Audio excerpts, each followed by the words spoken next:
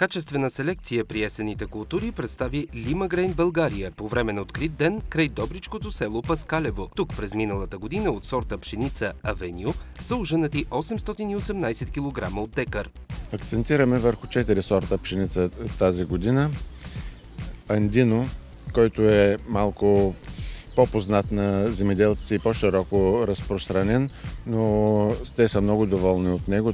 През миналата година от сорта Андино в Добричка област са прибрани до 1055 кг от декар. Анапурна е най-новото попълнение, а Авеню е най-ранният сорт, който компанията предлага. Най-важното, че братята, които се образуват от този сорт, са равностойни на централния клас и на това се дължи голямата му продуктивност. Край Паскалево бяха представени хибриди рапица, подходящи за интензивно отглеждане.